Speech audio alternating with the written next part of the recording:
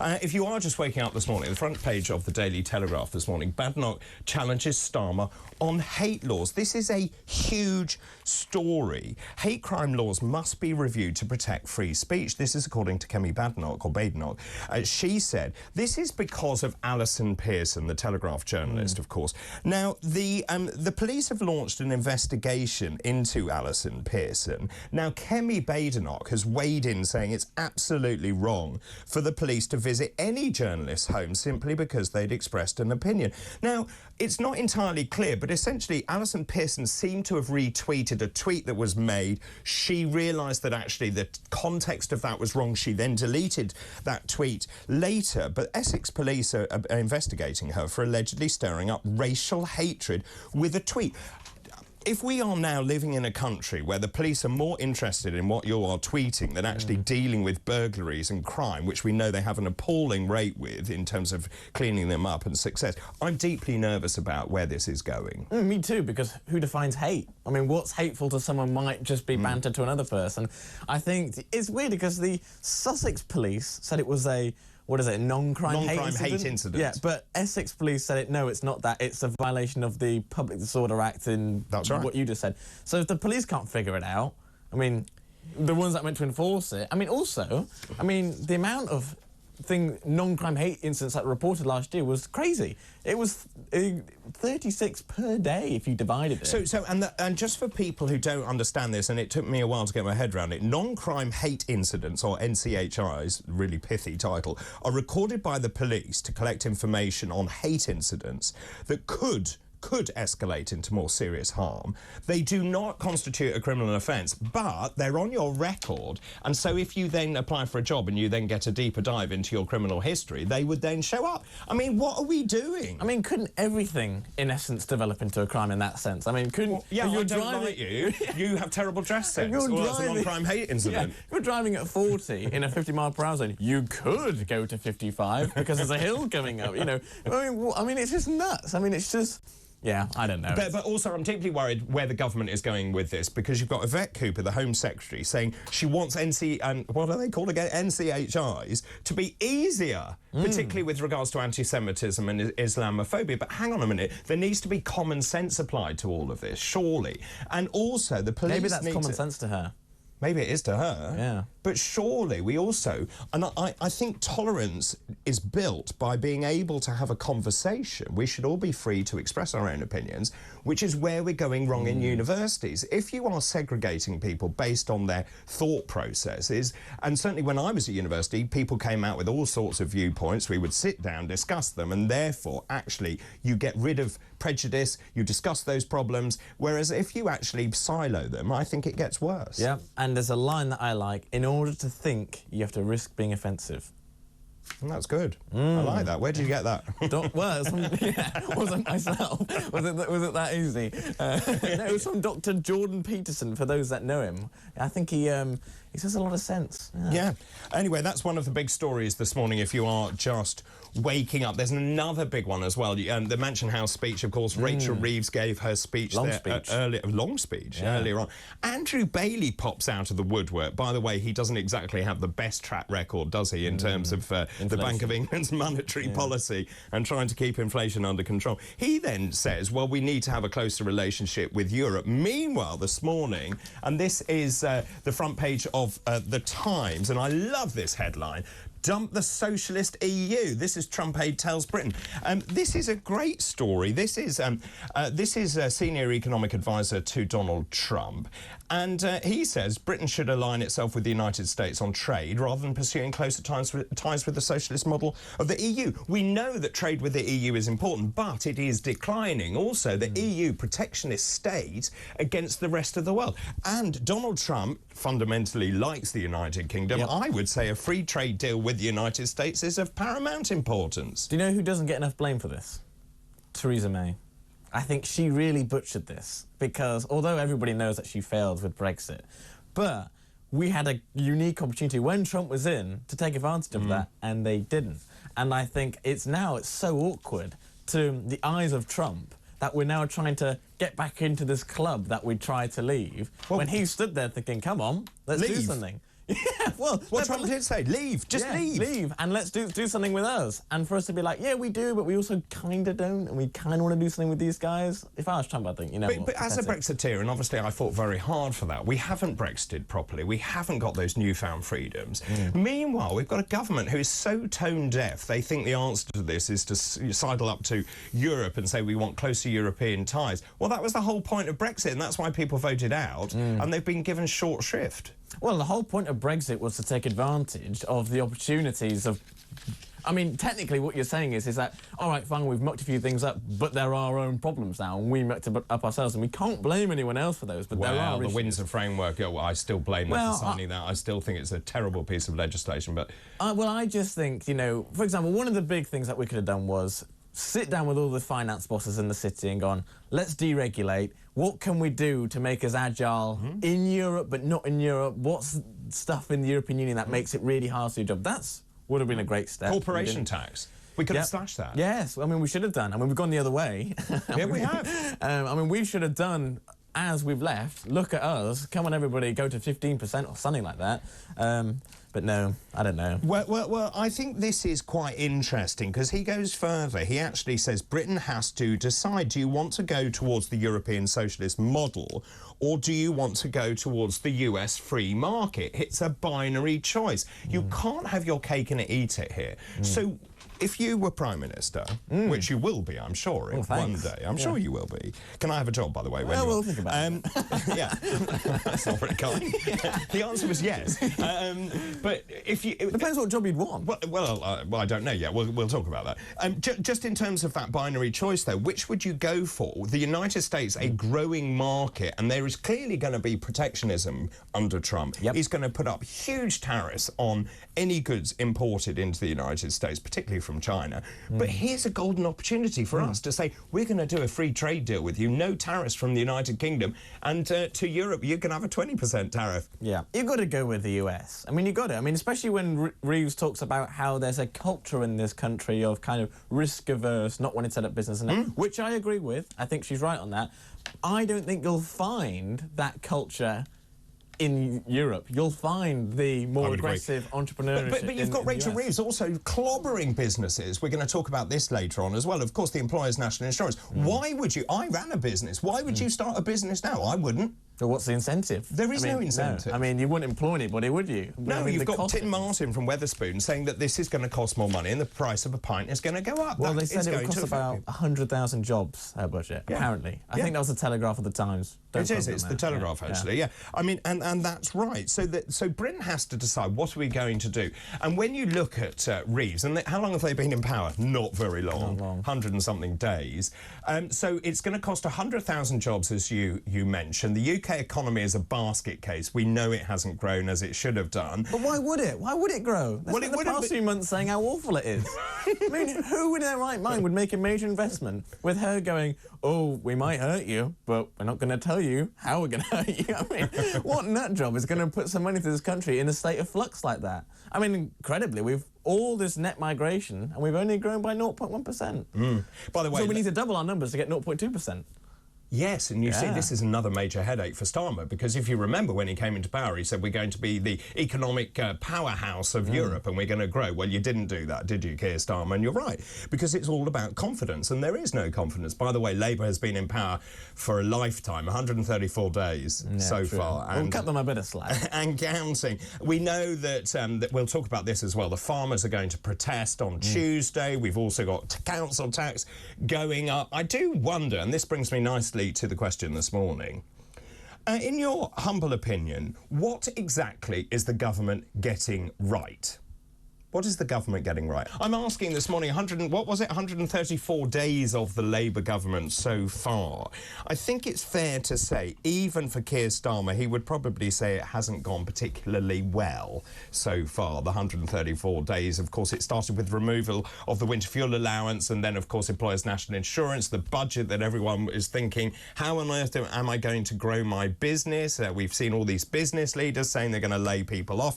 And Rachel Reeves keeps saying, well, we stuck to our promise. promises. Of course, we said we wouldn't increase tax and national insurance and all the rest of it, but at the same time, you did increase employers' national insurance, which will hit all of those big businesses, and we will see it in our pockets because prices will be going up. Now, in 134 days, what exactly do you think the government has got right?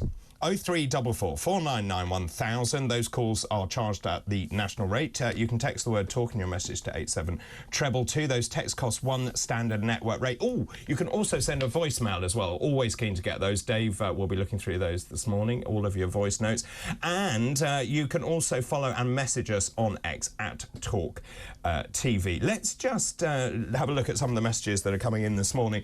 Good morning, Dr. David. This is Julie. Good morning, Julie. My first message this morning about the question about what the government has got right. My answer is nothing. I'm dreading the next 4.5 years of this government. I think lots of people are as well. Harrison, do you see this government actually fulfilling the full term? Yes. I mean, I don't want them to, but they will. They're just so big. I mean, the only thing that would trip them up is if there is infighting with their party, if the hard left get fed up with their more central... I don't think they are centrist. Well, they claim to be. I think there's a veneer of centrism. and Keir Starmer want them to think they're centrist. Yeah. I think they're centre-left, but there are some proper hard left in that party. You know, your Zara Sultanas and Nadia Whittemores and all of them is actually a surname. But yeah, I think that would potentially... I mean, think about with the two-child thing. I mean, yeah. That was only a few weeks in, and they were already rebelling against it. So, I don't know, we'll see. We'll see. I hope they don't. Yeah.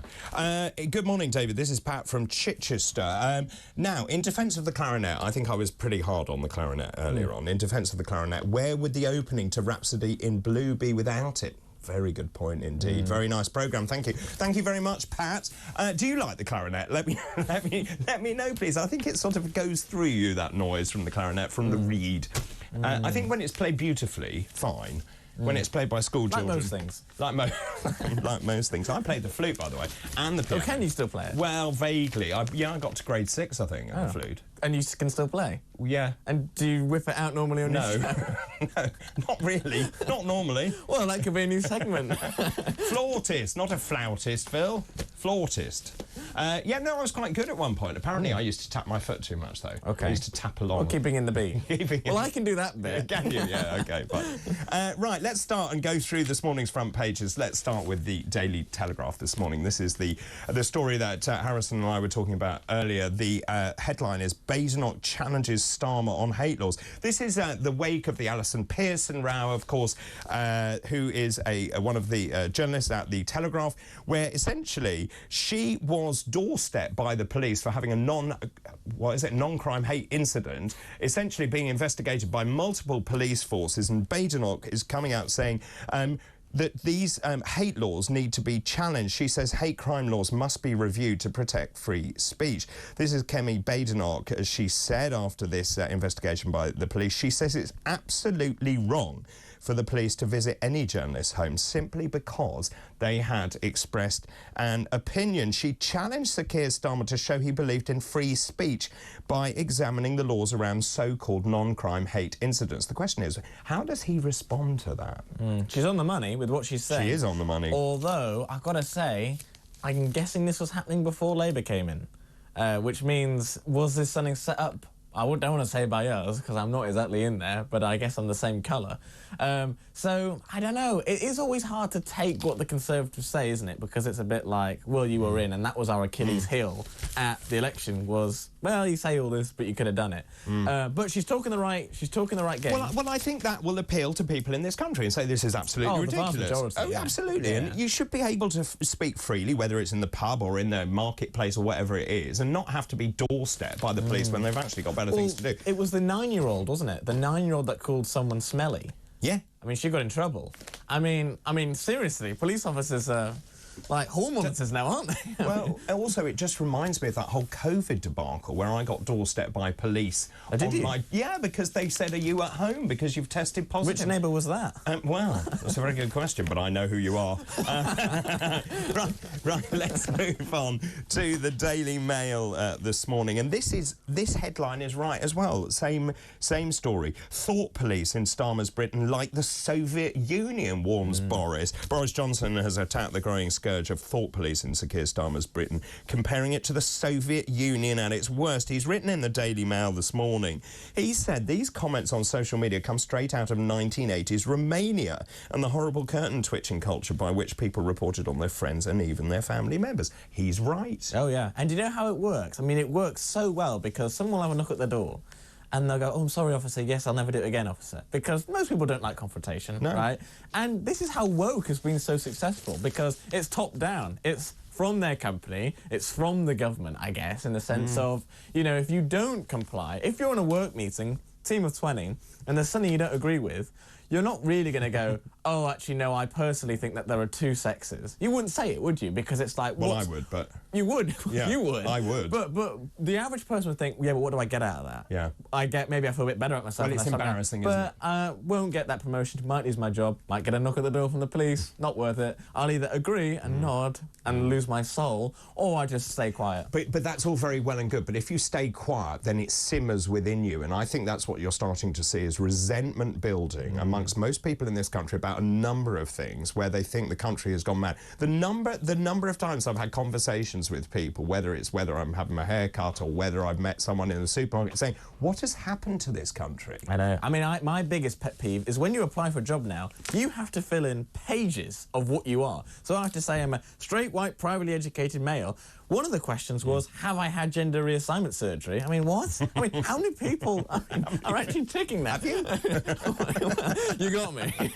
But it's like, what happened? Do you know what I want to be? I want to be candidate 382, and if I'm employed, it's basically off my merits rather than. But it's irrelevant where you went to school and what colour you are and what your sexuality is. It's irrelevant. Are you the best person? Well, exactly. I mean, if I'm a business owner, I don't care who I'm hiring. I just want the best person to do the job. Of course you do. Surely that should be at the heart of it, but obviously not. You would have thought so. It's obviously being used against I mean, it's interesting, isn't it? Boris Johnson, often on the money. I mean, it's extraordinary. And going back to the question I asked you about, does this government last the full term? Of course, Boris Johnson, when he had that enormous majority, I thought, well, here we are, Conservative government for 10 years. Well, that didn't work out, did it? No, well, yeah. I mean, I think the riots was an indication of unrest, and they've settled that with fear, really, of the case of if you dare step out of line, 3 years.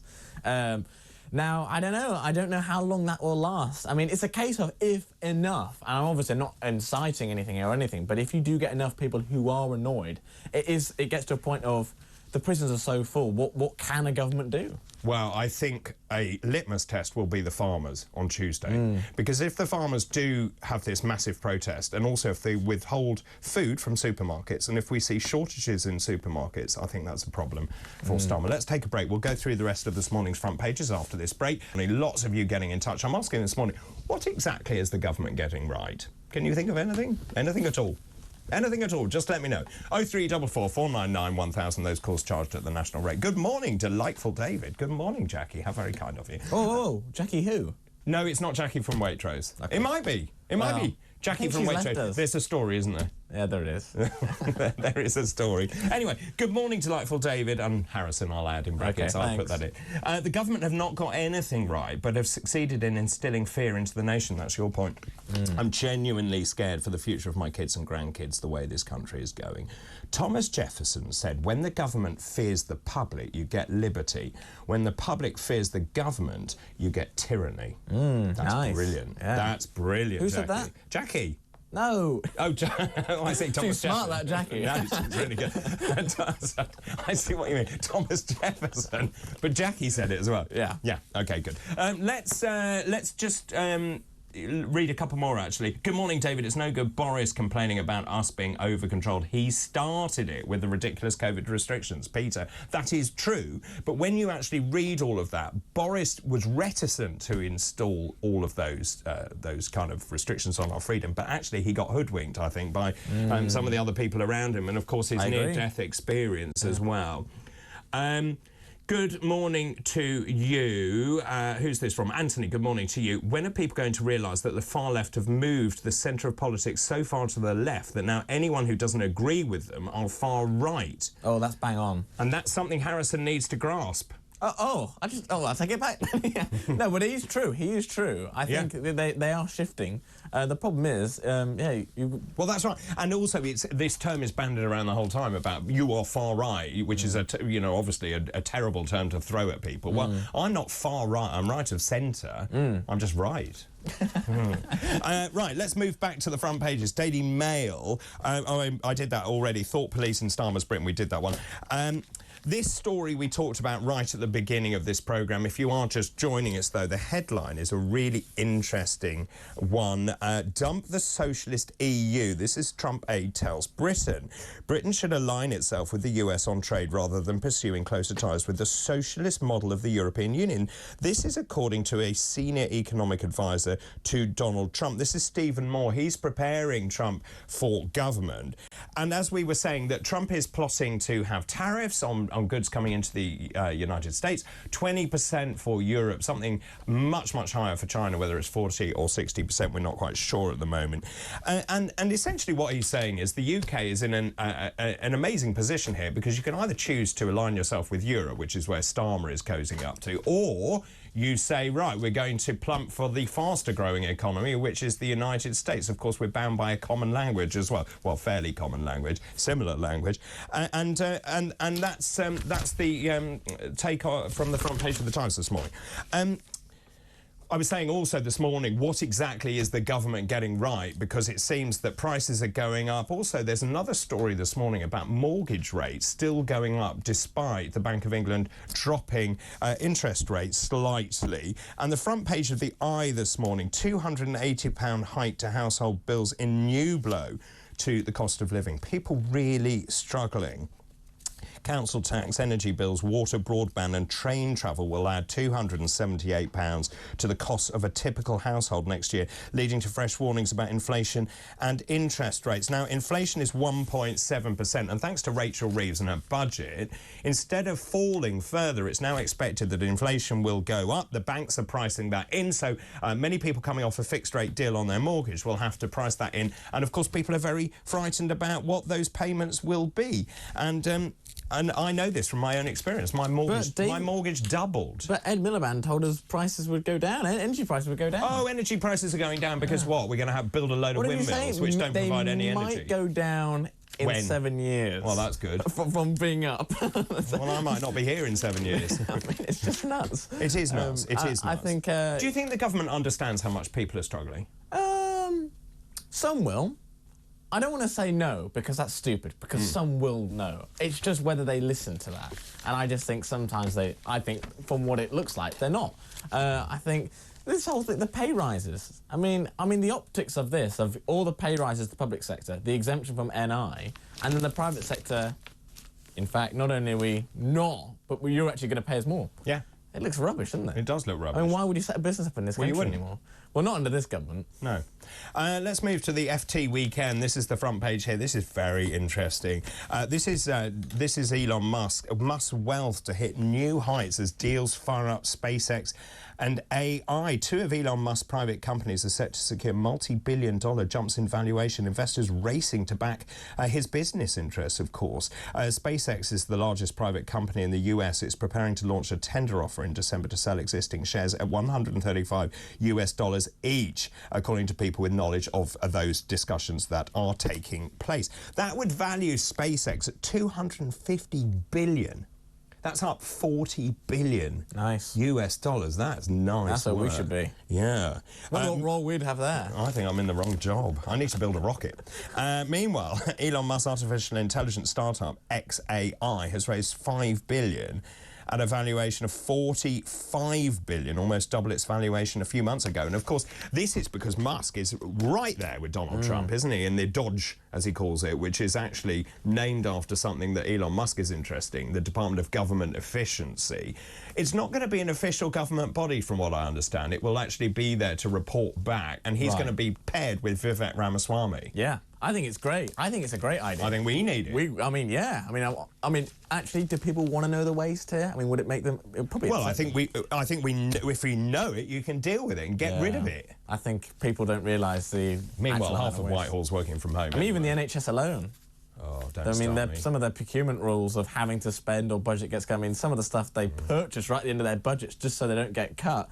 The warehouse is full of chairs. Well, to be fair to the Labour government, they're now saying they are going to abolish that so that if you have a surplus at the end of the year, you keep it. That's what they're saying. Oh, well, that's common sense. Which well, is there you go. sense. That's their thing. So, that might be we one. Found it. Yeah, OK, we found it. The Guardian front page, addiction to junk food. This is a shocking headline, but I'm not at all surprised. Cost the UK £268 billion a year. The growing addiction to unhealthy food cost the UK £268 billion a year. Now, let me just tell you, the budget for the NHS is £176 billion, even if you add the £20 billion that the UK government says it's going to put in. So we're up to, what, £196 billion. So junk food costs more. And then there's a really interesting question about if you are eating junk food, do you somehow, should you lose out on NHS care? You're putting it in your body.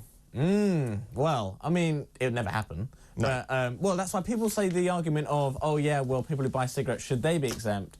I remember talking about that with a teacher at school, and she said, yeah, well, they pay so much tax. Yeah, I thought, yeah. Is that valid? Is it valid, though? Is it valid enough? Because, I don't know, I think the junk food one, because it's cheaper, Yeah. you're probably not paying... Well, we'll talk about that in head-to-head. We'll be doing head-to-head later on this morning with Simon Danchuk, former Labour MP. That will be interesting. And also author Letis Bromovsky. That is at 8:20 this morning. Daily Express. This is Davina McCall, a very... I mean, it's an interesting story. It's a sad story. Davina McCall was last night recovering from emergency surgery. She's had what they're calling a very rare brain tumour. It's a colloid cyst, actually. It's a benign. It's 14 millimetres in diameter. And the front page of the Express, say a prayer for me in brain tumour fight. The Sun front page, very similar. Pray for me. TV, Davina's 6-hour op to remove the brain tumour. The Mirror, very similar. Again, Davina, say prayer for me. I mean, obviously, it's worrying. I know Davina. I'd rather give a prayer to the person with the tumour than the person going in the jungle. I mean, wouldn't you? Yeah, no, I agree totally. But I just... So part of me thinks, yes, that obviously she's had a very big 6-hour operation and I wish her every success and I hope that goes really well. But lots of people have operations all the time that are life-threatening. And what you're saying is there's not enough prayers to go around, kind of? Well, no, I'm just putting it out there. I'm just putting it out there just as a mark to say this is on front page of 3-4 newspapers. Well, you're in a privileged position, aren't you? You are. I mean, it's like the whole thing with the scandals with the thought police. Yeah. These journalists can say, look what's happening to me, and maybe scare the police off, but the average Joe can't do that. It's a great point. And finally, the Daily Star this morning, I'll be your Dr. Dolittle. This is on the back, of course, Donald Trump giving all these big positions to people he knows. This is Tiger King Joe Exotic. The headline here is, the Tiger King Joe Exotic is urging Orange Man Baby, Donald Trump, to appoint him to the cabinet as US Wildlife Director. Did you see any of this Joe Exotic thing? I didn't. Oh, I should have watched it before I came on. Well, no, it's quite something. But essentially, he has written to Donald Trump begging for a pardon and a job. He is serving 21 years for a murder-for-hire plot to kill big cat rival Carol Baskin. You need to watch the show. Yeah, but, I've heard the name. Yeah, but essentially, so he says, everyone hopes you keep the promises you made, including pardoning everyone sooner than later. Some of those people have been in solitary confinement, forced to live like rats and killed themselves in prison. Some people like myself have fought on hoping you win the election. That's some bid for a top presidential job, but there you go. We'll see.